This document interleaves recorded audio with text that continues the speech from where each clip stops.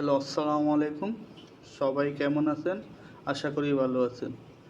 আজ আমি আলোচনা করব কিভাবে এক্সেল ফাইলে আপনার XLOOKUP ফাংশন এনেবল করবেন।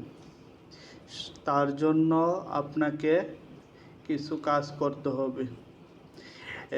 ওল্ড ভার্সনে XLOOKUP ফাংশন থাকে না, সেই কারণে আপনার XLOOKUP ফাংশন অ্যাড করতে হয়।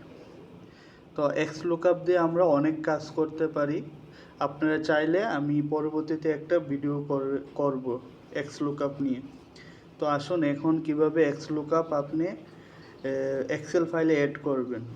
এখানে দেখা যাচ্ছে ফাইলে ক্লিক করবেন। ফাইলে ক্লিক করার পর অপশন নামে একটা নিচে আছে, দেখবেন এখানে অপশনে ক্লিক করবেন। তারপর এই যে এখানে অ্যাড ইন ক্লিক করবেন।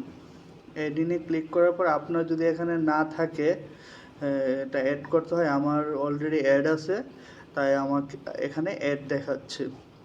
তো আমি যদি অ্যাড করতে চাই, সেই ক্ষেত্রে আমার এখানে আসতে হবে। তার আগে আমার একটা কাজ করতে হবে, তাহলে ক্রোমে গিয়ে আমার এটার একটা ফাইল ডাউনলোড করে নিতে হবে।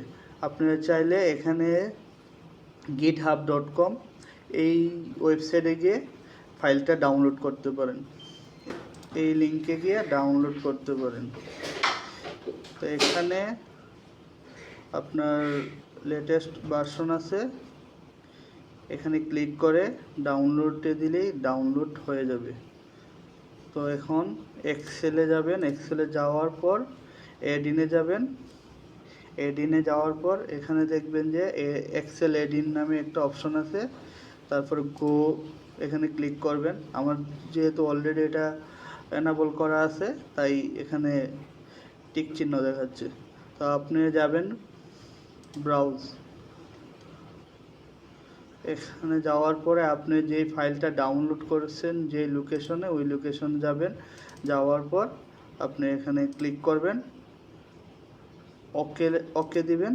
তাহলে আমার যেহেতু এখানে অলরেডি এনাবল আছে, তাই আমি নো দিয়ে দিলাম। তো সেই ক্ষেত্রে আপনি এখানে ওকে দিলে আপনি এখানে XLOOKUP ফাংশন শো করবে।